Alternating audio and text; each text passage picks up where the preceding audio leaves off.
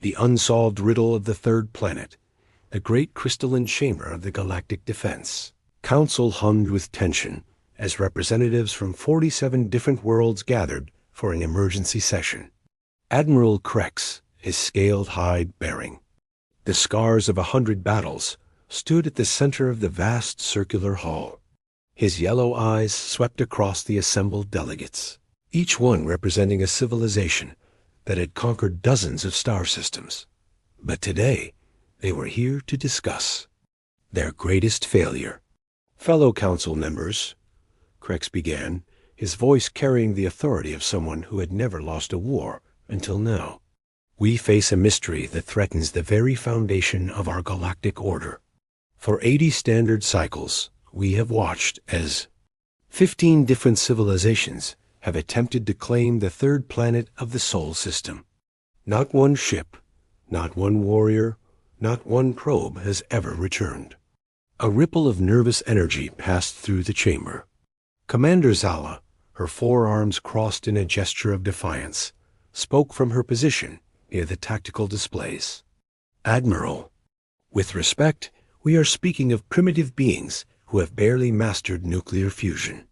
How can such a species pose any threat to our advanced civilizations? Dr. Vorth, the telepathic scientist whose species had mastered mind-reading across the galaxy, leaned forward in his floating meditation pod. That is precisely what makes this situation so disturbing, Commander. The mathematical probability of 15 separate invasions failing against a primitive species is essentially zero. There must be factors we are not seeing. Admiral Krex activated the holographic display at the chamber's center. A small blue and green world appeared, rotating slowly in the artificial starlight. This is Earth, as the inhabitants call it. Population approximately 8 billion. Technology level suggests they achieved spaceflight only within the last century. Their most advanced weapons appear to be nuclear missiles and conventional explosives. The display changed to show a timeline stretching back 8 decades. Red markers appeared at regular intervals, each one representing a failed invasion attempt. The Vorthic Empire was first, Krex continued. 83 cycles ago, they sent a conquest fleet of 5,000 ships. The Vorthic had never failed to conquer a world. Their bioweapons could destroy entire ecosystems within days. They were last detected entering Earth's outer atmospheric layer. Commander Zala's antennae twitched with interest. What was their final transmission? That is part of the mystery. All we received was a single message saying they had encountered unexpected resistance. Then silence. Dr. Vorth's large brain case pulsed with the soft light that indicated deep thought. I have reviewed the psychic imprints left by the Vorthic fleet. There was surprise, then confusion, then ... nothing, as if they simply ceased to exist. The hologram shifted to show the next marker on the timeline. 71 cycles ago, the mechanized collective sent their war machines. 50,000 automated dreadnoughts with artificial intelligence systems, more advanced than most organic species. They could adapt to any defensive strategy within minutes. And they also vanished without explanation, Commander Zala stated, completely. Not even wreckage was found in orbit. The collective spent 10 cycles sending probe after probe to locate their fleet. Every probe that entered Earth's system was lost as well. The timeline continued, showing disaster after disaster. The hive minds of Sector 7 had sent their swarm ships, capable of overwhelming any defense through sheer numbers. Gone. The crystal. Beings had tried to convert Earth's population into their mineral matrix. Vanished. The energy wraiths had attempted to drain the planet's life force. Disappeared without a trace. Dr. Vorth floated closer to the display. Admiral, what do our long-range observations tell us about the planet's current state? That is perhaps the most puzzling aspect of all, Krex replied. According to our sensors, Earth appears completely normal. The population continues to grow. Their cities expand. They launch primitive spacecraft to their moon, and neighboring planets. There are no signs of the advanced technology that would be necessary to defeat our invasion fleets. Commander Zala stood and approached the hologram. Perhaps they are receiving help from another advanced species, a secret alliance that protects them. We considered that possibility. Our intelligence networks have found no evidence of any major galactic power intervening on Earth's behalf. In fact, most advanced civilizations are unaware that Earth even exists. The chamber fell silent as the implication sank in. If Earth was truly acting alone, if these primitive humans had somehow developed the ability to destroy the galaxy's most powerful invasion fleets, then everything they understood about technological development was wrong. Dr. Vorth's telepathic abilities allowed him to sense the growing unease in the chamber. There is something else troubling me about this situation. I have attempted to scan the minds of Earth's inhabitants from long range. Human thoughts should be simple to read, given their primitive neural development. What did you discover? Admiral Krex asked. Nothing. It is as if there is some kind of mental shielding around the entire planet. Either the humans have developed psychic defenses far beyond what their technology suggests, or there is something else protecting them from telepathic intrusion. Commander Zala's 4 hands worked rapidly on her tactical computer. I have been analyzing the combat capabilities of the lost fleets. Combined, they represented enough firepower to destroy 100 worlds. The Nexus Federation alone sent planet-killer weapons that could crack a world's crust. And yet Earth remains intact, Krex observed. Not only intact, but apparently thriving. Their radio transmissions suggest a vibrant civilization completely unaware of the repeated attempts to conquer them. The implications were staggering. Either humanity possessed defensive capabilities that exceeded anything in the known galaxy, or they had discovered some method of warfare so advanced that it left no trace of the battles fought in their system. Dr. Vorth activated his personal databanks. I have been studying the historical records of each failed invasion. There is a pattern that troubles me greatly. The hologram changed to show communication logs from various alien fleets. In every case, the invasion forces reported successful initial contact with Earth's defenses. They engaged what appeared to be primitive military forces using chemical, explosives, and metal projectiles. Several fleets reported easy victories in the first phases of combat.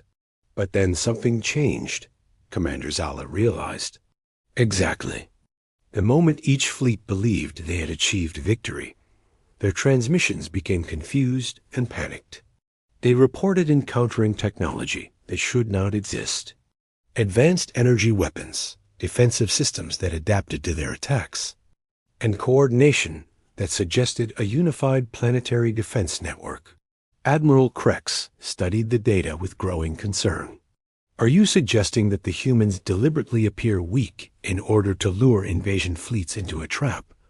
That is one possibility. Another is that they possess some form of technology that only activates when their world is truly threatened. Perhaps they have developed weapons that exist in a dormant state until needed. The chamber erupted in debates as representatives from dozens of worlds discussed the implications. Some argued that the pattern was coincidental, that 15 separate equipment failures had created the appearance of human defensive capability. Others suggested that Earth was protected by ancient technology left behind by a vanished supercivilization. Asterisk. But Dr. Vorth had a different theory, one that chilled him to his core. What if we have been approaching this problem from the wrong perspective? What if the humans are not primitive at all? The chamber fell silent. Consider this possibility. What if humanity has developed technology so advanced that they can make their entire civilization appear primitive to outside observers? What if their radio transmissions, their apparent technology level, even their space program are all carefully constructed deceptions? Commander Zala's compound eyes widened. A civilization advanced enough to fool our best sensors would also be advanced enough to capture and study our invasion fleets without leaving any trace. Which would explain why each attempt to conquer Earth has resulted in complete disappearance rather than debris fields or distress signals. Admiral Krex concluded. The terrifying logic of the theory became clear to everyone in the chamber. If humanity was indeed an advanced civilization, masquerading as a primitive one, then Earth represented a threat unlike anything the galaxy had ever seen. A species capable of such massive deception could potentially infiltrate and conquer other worlds without anyone realizing what was happening until it was too late. Dr. Vorth continued his analysis. This theory would also explain the psychic shielding around Earth. An advanced civilization would naturally develop defenses against telepathic surveillance. But why would they maintain such an elaborate deception? Commander Zala asked. What could they gain by appearing primitive? Admiral Krex's expression grew grim. The same thing any predator gains by appearing harmless. They lure their prey into a false sense of security before striking. The implications sent waves of fear throughout the chamber. If Earth was indeed a predator civilization, then every species that had attempted to conquer them had instead become victims. Worse, the continuing deception meant that humanity might be preparing for something far more ambitious than simple planetary defense. After hours of debate, the Council reached a decision. They would send one final mission to Earth, but this time with a different purpose. Instead of invasion or conquest, they would attempt to gather intelligence through careful observation. Admiral Krex addressed the chamber. I am authorizing the deployment of our most advanced reconnaissance vessel. The Silent Observer will be equipped with our latest stealth technology and staffed by our best intelligence specialists. Their mission is not to make contact or engage in combat, but to observe and record everything they can about Earth's true capabilities. Commander Zala volunteered to lead the mission. My species has perfected the art of patient observation. We can remain hidden for months if necessary. Dr. Vorth agreed to join the mission as well. If the humans possess advanced technology, my telepathic abilities may be able to penetrate their deceptions. The mission team was carefully selected from the most skilled individuals available.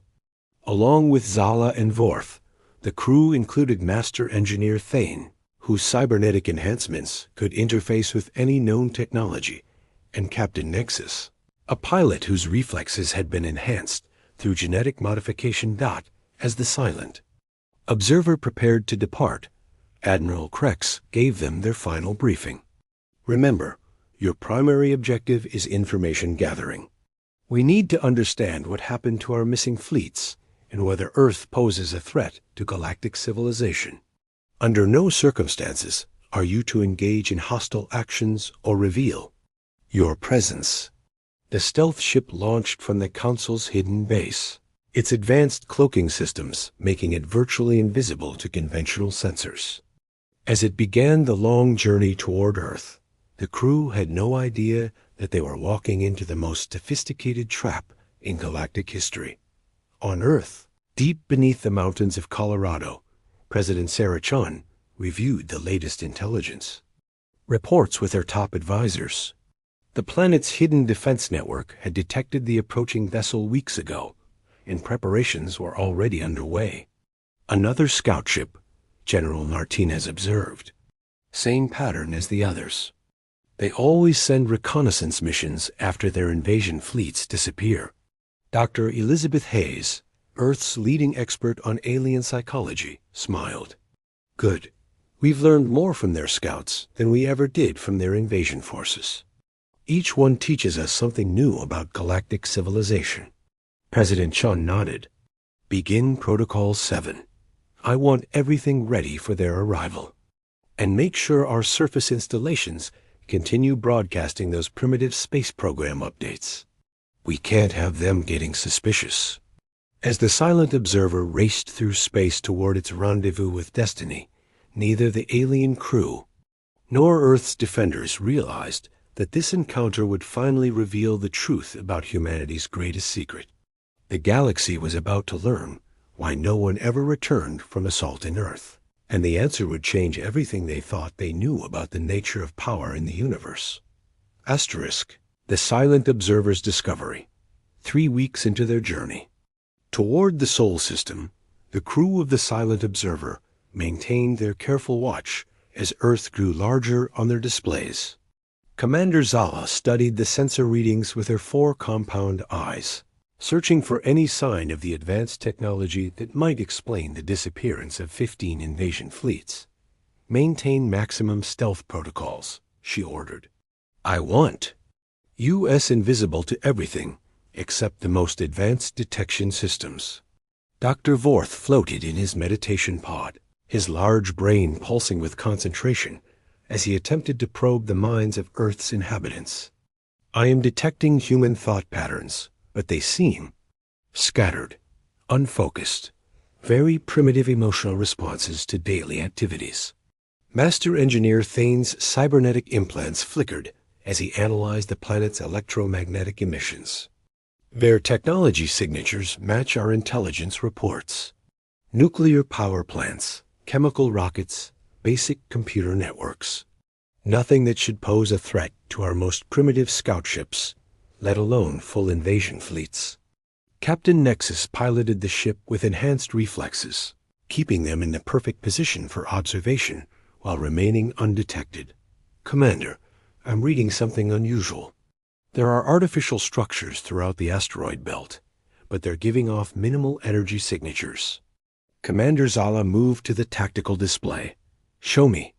The screen revealed dozens of small installations scattered among the asteroids between Mars and Jupiter.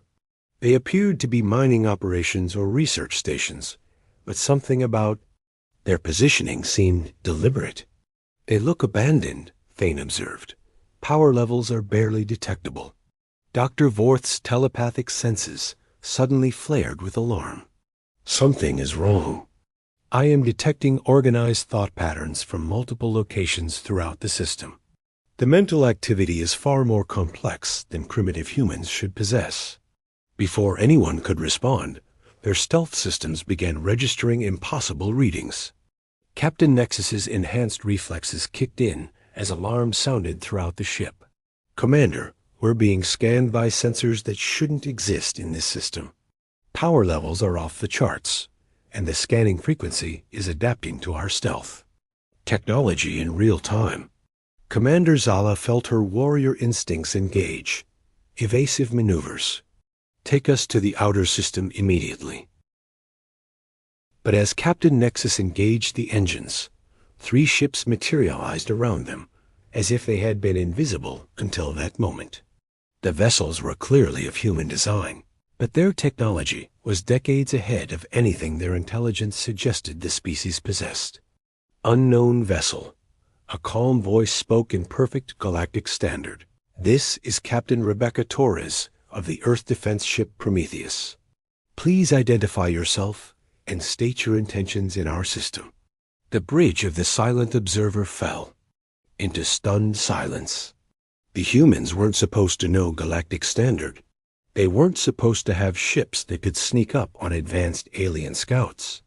They weren't supposed to be able to detect stealth technology that had fooled dozens of other species. Dr. Vorth's psychic abilities were overwhelmed by the sudden clarity of human thoughts he could now detect. They know we're here. They've known since we entered the outer system. They've been watching us, studying our approach patterns. Commander Zala made a decision that would change everything. Open communications. This is Commander Zala of the Galactic Defense Council. We come seeking answers about the fate of our missing fleets. Captain Torres's response came with surprising warmth. Welcome to the Sol System, Commander. We've been expecting you. Please follow our ships to Deep Space Station Harmony for formal diplomatic discussions. As the human ships escorted them toward a space station that definitely hadn't been there moments before, Master Engineer Thane's cybernetic systems worked frantically to analyze what they were seeing. Commander, this station is massive. The Construction techniques combine technologies from at least a dozen different species. I'm seeing Vorthic bioarmor integrated with collective neural networks. The docking procedures were flawlessly executed, with bays that perfectly accommodated their ship's unique design. As they disembarked, the crew found themselves in corridors that showed wear patterns from years of heavy use. This wasn't humanity's first contact with alien species. Ambassador Linda Park met them at the airlock, accompanied by General James Wright and Dr. Elena Vasquez. All three humans wore translation devices and seemed completely comfortable with alien contact procedures. "Welcome to Deep Space Station Harmony," Ambassador Park said. "We're honored to meet representatives of the Galactic Defense Council. We have much to discuss." The formal meeting took place in a conference room designed to accommodate multiple species. The humans provided perfect atmosphere and gravity settings for each member of the alien crew, suggesting detailed knowledge of their physiological requirements. "We understand you have questions about our previous visitors," Dr. Vasquez said, activating a holographic display. "We've been documenting our encounters for over 8 decades. Commander Zala leaned forward. "What happened to our invasion fleets?" "General." Wright pulled out a tablet showing detailed schematics. "Would you like to see them?" "They're all here, safe and well cared for." The display showed images that made Dr. Vorth's psychic abilities real with shock. Vorthic warriors working alongside human engineers, collective drones integrated into research teams, hive mind entities collaborating on advanced projects. "This is impossible," Commander Zala whispered. "These species would never cooperate with primitive beings." Ambassador Park smiled gently. "Commander, I think it's time we showed you the truth about Earth." The tour began with an elevator that descended far deeper than should have been possible. When the doors opened, the alien crew found themselves in a facility that stretched beyond the horizon in every direction. Thousands of humans worked at stations throughout the complex, but they were joined by members of every species that had supposedly vanished during failed invasion attempts. "Welcome to Integration Complex Alpha," Dr. Vasquez explained. "We have 12 facilities like this across the system, each one focused on different aspects of technological and cultural exchange. In one section, human scientists worked with Vorthic biotechnicians to develop living spacecraft that could repair themselves during combat. Another area showed teams of humans, and Collective A is creating computer systems that operated at speeds impossible for either species alone. You didn't destroy our fleets, Dr. Vorth realized, his telepathic senses overwhelmed by the cooperative mental patterns he was detecting. You captured them and convinced them to work with you. General Wright nodded. Every species that came to conquer Earth taught us something valuable. The Vorthic showed us biological engineering. The collective gave us artificial intelligence, beyond our wildest dreams. The energy wraiths taught us to manipulate matter at the quantum level. Master Engineer Thane's cybernetic systems were struggling to process what they were seeing. But how did you defeat fleets that could destroy planets? We didn't fight them ship to ship, Ambassador Park explained. We made them an offer they couldn't refuse. The next part of the tour revealed the answer. They were led to a vast chamber filled with the most advanced technology any of them had ever seen. Weapons that could manipulate space-time, defensive systems that existed in multiple dimensions, and manufacturing capabilities that defied known physics. When the first Vorthic fleet arrived 83 cycles ago, Dr. Vasquez said, we were indeed primitive by galactic standards. But we had one advantage that no other species in the galaxy possessed.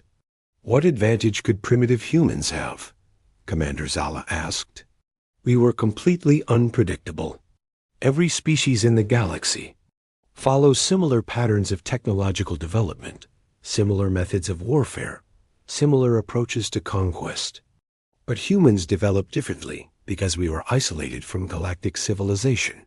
General Wright activated a tactical display showing the first contact with the Vorthic fleet.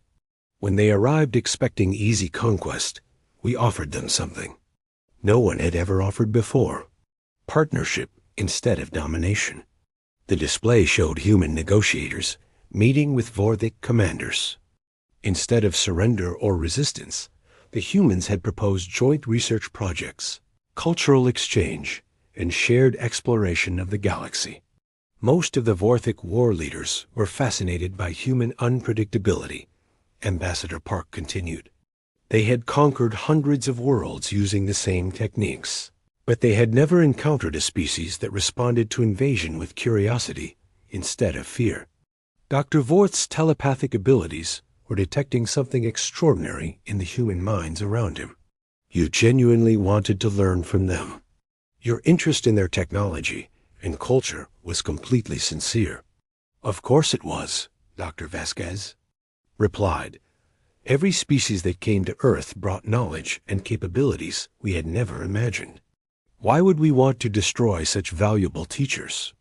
But Commander Zala was beginning to understand the more complex truth. Not all of them agreed to cooperate willingly. General Wright's expression grew more serious. No, some species insisted on continuing their conquest attempts. Those encounters were more difficult. The tour continued to sections of the facility that showed a different side of human capabilities. Advanced weapon systems that incorporated technologies from dozens of species. Defensive networks that could protect entire star systems. Manufacturing complexes that could build fleets faster than any known civilization. The species that chose. Cooperation live freely among us, Ambassador Park explained.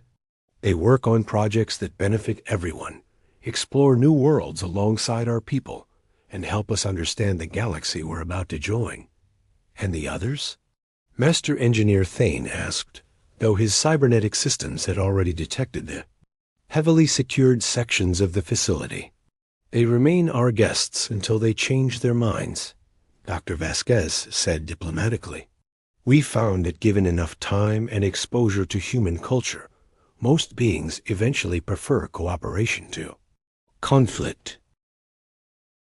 Captain Nexus, whose enhanced reflexes had been analyzing escape routes since their arrival, realized the futility of resistance. How long have you been preparing for galactic contact? Since the first day we detected radio signals from other civilizations, General Wright replied. We knew eventually someone would come to Earth. We wanted to be ready with something better than weapons when they arrived. Dr. Vorth's psychic abilities were overwhelmed by a sudden realization. You're not primitive at all. You never were. The radio broadcasts, the apparent technology level, even your space program are all carefully maintained illusions. Ambassador. Park nodded. We learned early that the best way to meet new species was to let them think they were approaching easy prey. It made them confident, careless, and more likely to listen when we offered alternatives to conquest. The final revelation came when they were shown Earth's true space program. Hidden shipyards throughout the system were building vessels that incorporated the best technologies from every species they had encountered. Human crews trained alongside alien partners in combat techniques that combined multiple forms of warfare. We've been exploring the galaxy for 30 years, Dr. Vasquez revealed. Human colonies exist in 47 different star systems, all carefully hidden and protected by technologies we've developed through cooperation with our guests. Commander Zala felt the weight of total defeat settling over her. The Galactic Defense Council has no idea that humanity already exists throughout their territory. We preferred it that way, General Wright said. We wanted to understand galactic civilization before revealing ourselves. Each species that came to Earth taught us more about the political structures, military capabilities, and cultural patterns of different worlds. The tour concluded in a conference room where the alien crew was offered the same choice that had been presented to hundreds of others over the past 8 decades. They could join humanity's growing alliance willingly, contributing their knowledge and skills to joint projects that would benefit everyone. Or they could remain as honored guests while Earth's people continued learning from observation. What happens to the Galactic Defense Council? Dr. Vorth asked. What happens when you reveal the truth? Ambassador Park's expression grew thoughtful. That depends largely on how they respond to change. We hope they'll see the benefits of cooperation over conquest. Humanity has learned that diversity of thought and culture leads to innovations, impossible for any single species. Master Engineer Thane's cybernetic implants flickered as he processed the implications. You've created a galactic civilization based on voluntary cooperation instead of dominance. We've started one, Dr. Vasquez corrected. Whether it grows to include the existing galactic powers depends on their willingness to try something new. As the crew of the Silent Observer contemplated their choice, they realized they were witnessing the birth of something unprecedented in galactic history. Humanity hadn't simply survived contact with advanced alien civilizations. They had transformed the entire concept of interstellar relations from conquest to collaboration. The galaxy would never be the same again, and for the first time in millennia, that might actually be a good thing. The age of invasion fleets and conquered worlds was ending, replaced by something far more powerful than any weapon ever built. The age of cooperation had begun, and it started with a simple human principle that had somehow escaped every other species in the galaxy. Sometimes the best way to defeat your enemies is to turn them into friends. And humanity had become very, very good at making friends. Asterisk.